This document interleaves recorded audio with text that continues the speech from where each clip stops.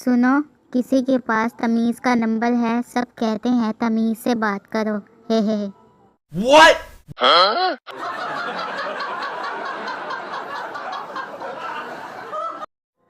मुल्तानी मिट्टी में क्या मिक्स करके लगाओ कि ईद वाले दिन लश्कारे मारो लश्कारे।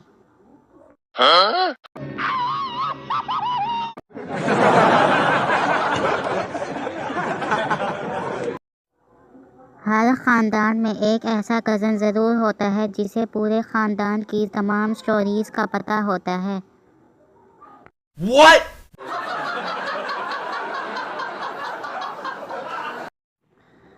मैंने यूं ही बैठे बैठे हिसाब लगाया है कि कसाई बड़ी ईद का दर्जी होता है और दर्जी छोटी ईद का कसाई। हे।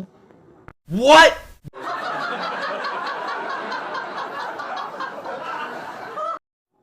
कंबल रजाई को करो माफ, कूलर एसी को कर लो साफ, पसीना आएगा अब दिन रात, बिना नहाए नहीं बनेगी बात, अपनी तबीयत में रखो नरमी, मेरी तरफ से सबको हैप्पी गर्मी।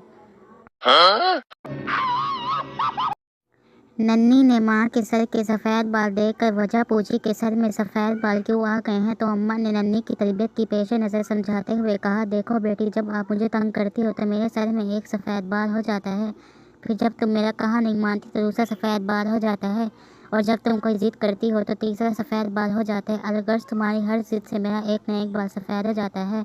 नन्नी ने सब गौर करके सुना और कहा, अच्छा, तभी मैं समझूँ कि नानी के सारे बाल सफ़ेद कैसे हो गए। हे।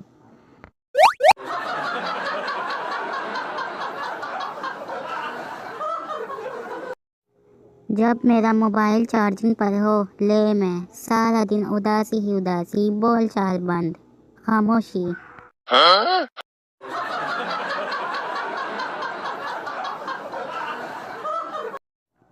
पूछना अच्छा नहीं लगता, लेकिन फिर भी एक दफ़ा पूछना था कि जूस के डब्बे में से जब सड़ सड़ की आवाज़ आने लगे तो इसे फेंक देना चाहिए, कैंची से काट के आखिरी कतर तक पी जाना चाहिए। पता नहीं लोग सहरी में 8-8 रोटियां कैसे खा लेते हैं, मेरी तो 7वीं पे ही बस हो जाती है।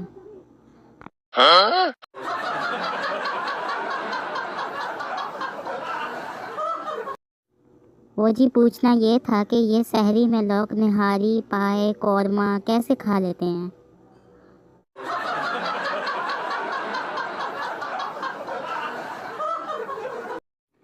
पप्पू के घर बिल्ली थी, तंग आकर वो इसे कहीं छोड़ आया, घर आया तो बिल्ली पहले से पहुंची हुई थी, पप्पू दोबारा कहीं दूर छोड़ आया, बिल्ली फिर घर आ गई, पप्पू गुस्से से बिल्ली को और दूर छोड़ गया, वहां से बेगम को कॉल की, बिल्ली घर पहुंची, बीवी, हाँ पप्पू इस कमीनी से बोल मुझे आकर ले जाए, मैं रास्ता भूल गया हूँ।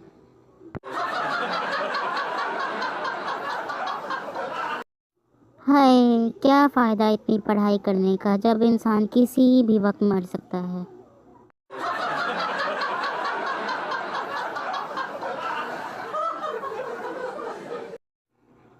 तुझे देखकर रब से कर दी यही आरज़ू, आलतू जलालतू आई बला को टाल तू। हे।